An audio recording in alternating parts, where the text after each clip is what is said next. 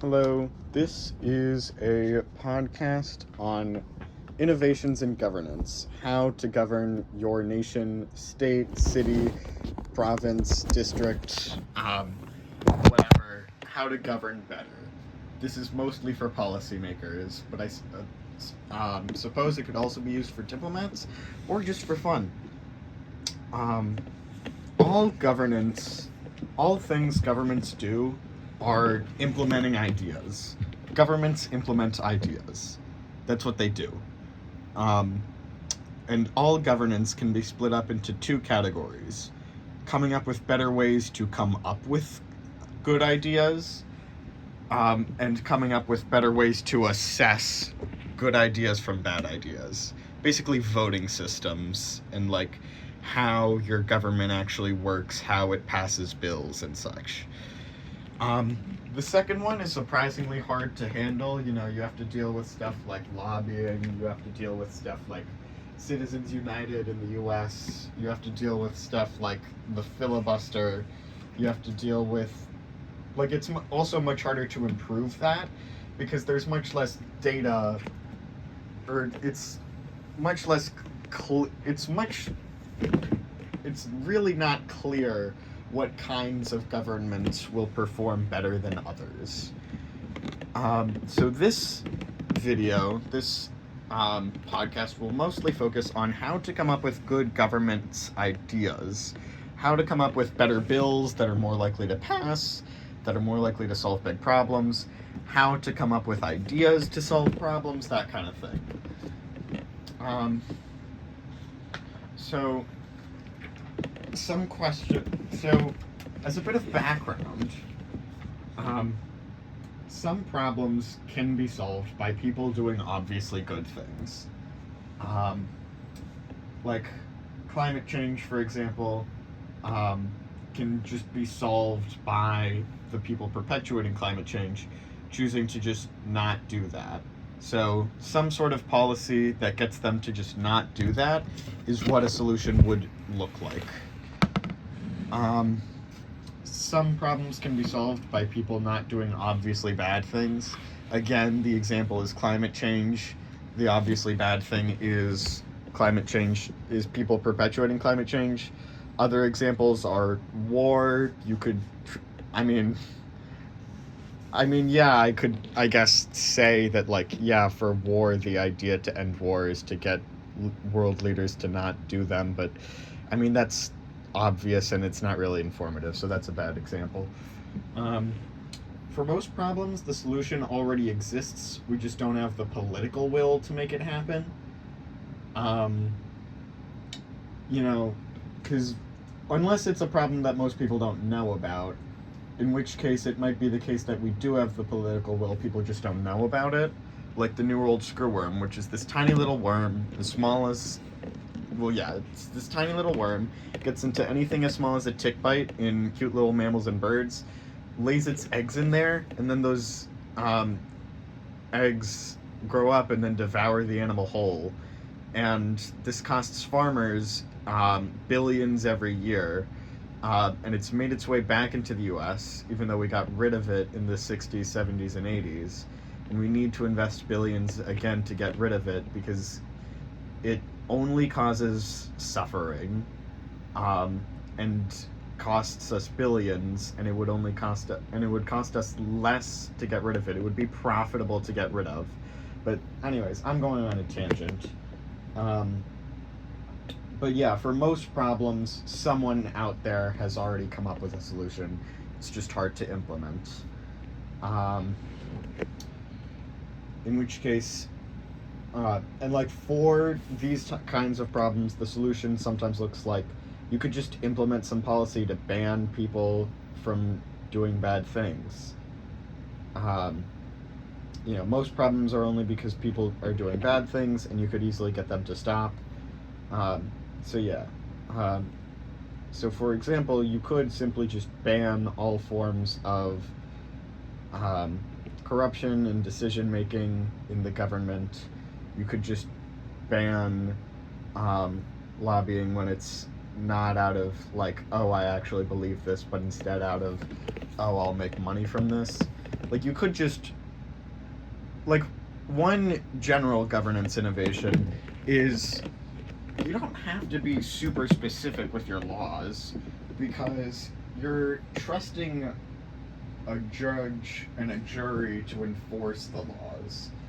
They can understand the words, we are banning thing X, even if thing X isn't perfectly defined, because they know it when they see it. For example, you can just ban companies making decisions that will ultimately do bad for the world just because it makes them profit. And you can just trust lawyers and judges and juries to decide on a case-by-case basis if a private company has made some bad decision just out of profit, and then instantly improve our economy. And you don't have to put in any more work into the definitions, because any more work is essentially just additional guidance you're giving to judges and juries. You can just do like a blanket catch-all, hey, right now we're just going to say that we're going to ban private companies from making bad decisions for profit. And if there's enough evidence that a private company has made some bad decision because it'll make them money, then you could sue them in court. It's that simple. Now, mind you, all of these new governance ideas didn't require me passing a bill. They just require me telling you. So, again, the first category of governance, coming up with good ideas better, is so much easier. So yeah, the technology is so often already there to solve a problem, just waiting to be picked up. We've created vaccines that still kill millions for diseases. We've created vaccines for diseases that still kill millions to this day. I'm sorry, I read my script wrong. That's hilarious. I'm gonna edit that out. To stop extinction risks from AI, we can just require testing of all new AIs to see if they pose any risk of extinction or other catastrophic threats. We could just do that. If it does, it needs to be edited and checked again until it poses no risk. This essentially bans any AI that could cause extinction, thus turning the race to make a smarter and smarter AI into a race to make a smarter and smarter AI that we know won't cause extinction. If you can talk to Xi Jinping and Trump, make them sign a treaty that requires testing of all new AIs to see if they pose any risk of extinction or other catastrophic threats, enforced using cryptographic licensing. You can fully solve the problem of catastrophic risks from AI just using existing technology.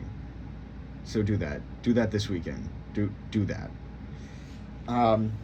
All diplomacy problems are caused by world leaders doing bad things. If we just had an international summit every year to get world leaders to work on the common goal of solving the world's biggest problems, then we could solve all diplomacy problems. Could, if the summit is done right. If you're convincing enough at the summit, that if you give convincing enough reasons for why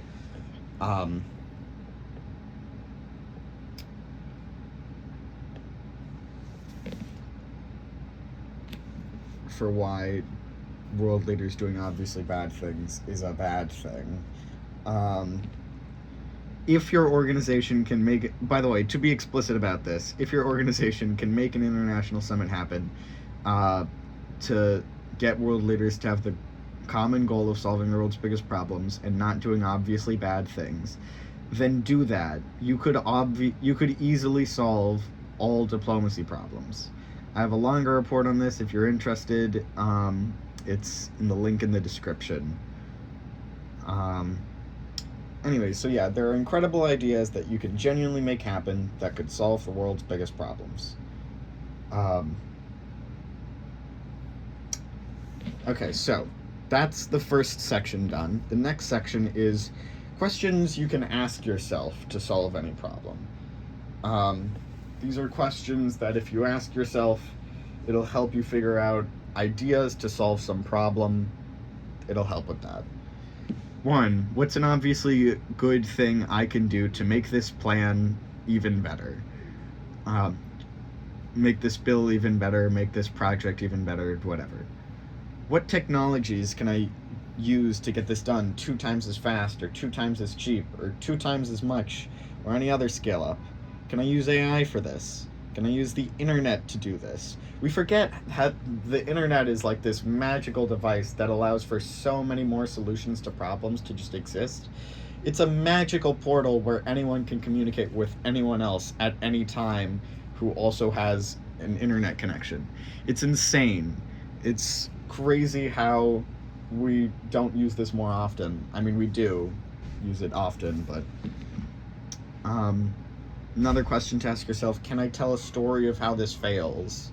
Can you tell some story of how some project fails? And if you can, figure out how to fix that so that you can't tell a story of how it fails. It's much easier to see holes in some idea by asking yourself that. Another thing is, have other people solved similar problems before, and how did they do that? And are there any non-obvious, like case studies? Like, oftentimes people look to Singapore to figure out how to get some country out of poverty faster. Another question: are there any non-obvious ways I can make this plan even better? By the way, all of these questions are things you can ask AI, and it'll often come up with clever responses that are useful. Is there some clever new technology or brilliant idea that I'm missing that could massively help out? What inefficiencies, failures to use resources, experts, the internet, AI, easy access to experts. I already said that. Failures to use resources, effectively resulting in waste, higher costs, and lower productivity. What inefficiencies are there? And then how do you solve them? What's an obviously good thing I can do to make this plan even better? Sometimes people say, if only X happened, then this would be so easy. What are those things that are X, and how do we make them happen? How do we make them happen now? If you had an infinite budget, what could you do? This is one of my favorites. And then how do you do that on a limited budget? Often that involves, like, the people who you would pay to do something, instead of paying them, you just say, hey, this would be a really good thing for you to do, but I don't have the money, but could you just do it anyways, because it would be a very good thing. Or maybe you could, like, take out a loan to get that money, and then at some point you could, or if you're the government, you kind of do have an infinite budget. The U.S. government forgets that it has essentially an infinite budget. Like, it chooses to act as though it doesn't. For pretty good economic reasons, printing too much money does lead to inflation. But still, the U.S. government can buy anything it wants. And sometimes that means adding more money into the system. And sometimes you could... By the way, another idea side note, one idea that I like for, like, a just way to get the government money, instead of just higher taxes, printing money, or taking out debt, which is sort of the main three, and there's others like tolls,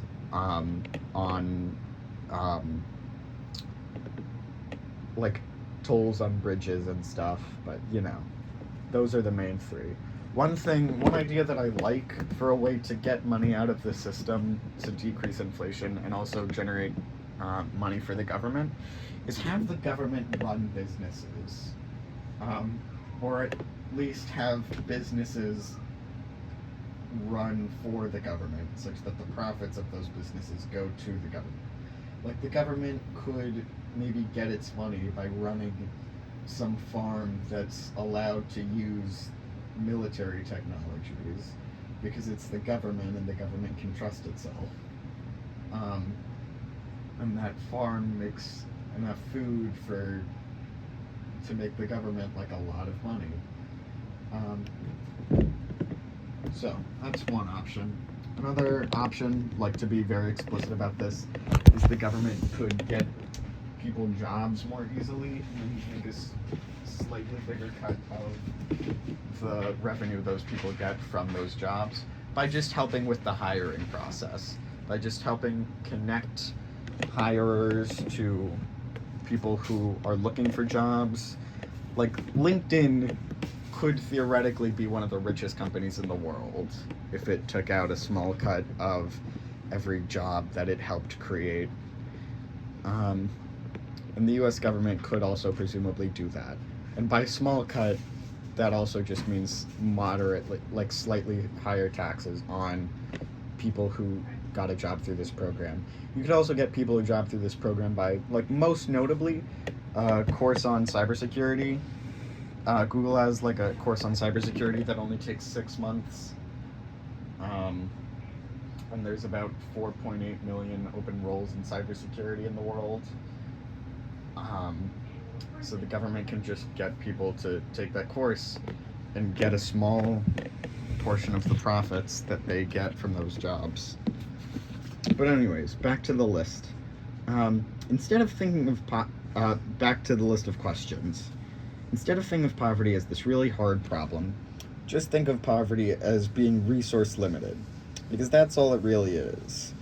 The only difference between you and someone in some rural developing area is that you have access to internet, food, clean water, a bed, medicine, and the ability to have a big impact. As soon as the infrastructure, if you got someone in some developing region to have all those basic needs too, then they would no longer be in a developing region. They would be in a developed region. Okay, so another general idea statement, not quite a question, is as soon as the infrastructure for something exists, it can happen. As soon as there were planes, anyone could fly on a plane to meet with the president to share some idea to solve some problem. That didn't happen that often, but it was, physically possible. Another big point is so many problems, we have the physical ability to solve them. It's physically possible. And sometimes it's even physically fairly easy. Like, there's no law of physics that's stopping you from ending racism. There's just other constraints. And those other constraints, you can always find a workaround to. The only thing you can't find a workaround to is the laws of physics. Everything else is allowed within the laws of physics, and therefore everything else you can find a workaround for.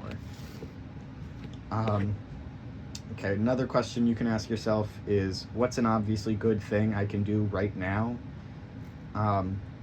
Another really useful thing is, instead of trying to solve a problem, try to tell a story of how you solve a problem. I can't solve climate change, but I sure can tell a story of how I solve climate change. And then I can just make that story happen. So yeah, this is my rambly speech on how to come up with better ideas for the government, how the government could come up with better ideas and pass better bills. And all of these ideas don't require any bill to implement them. They just require you, like, printing out this list and putting it up as a poster in your office. I hopefully attached a link to the, I attached a link to the poster for these in the description of this video. So you can print that out, put it in your office, and use it to solve the world's biggest problems. Just to go on a bit longer, other ideas you could do is you could, like, require these be asked. Like, you could require when someone's writing a bill that before they submit it, they must ask themselves, or they must write down on some online form, they must fill out some online form, or one of the questions is there anything obviously wrong with this? Question 2, how do we solve that? Question 3, has this been done before by anyone? How did they succeed? Question, and are you implementing that? Question 4, how do you tell a story of how you solve this problem? Question 5, what's an obviously good way to make this even better? Etc., etc. You could mandate that the government does that. Or even easier, if you're the leader of some political party, you can mandate that your party does that. Which is much easier because it doesn't require any legislation. It would obviously be more voluntary, but only a bit more voluntary, because party leaders often have enforcement mechanisms on party members. Often have leverage over party members. So yeah, that's why it's so easy for me to come up with ideas to solve the world's biggest problems, is I use these innovations in governance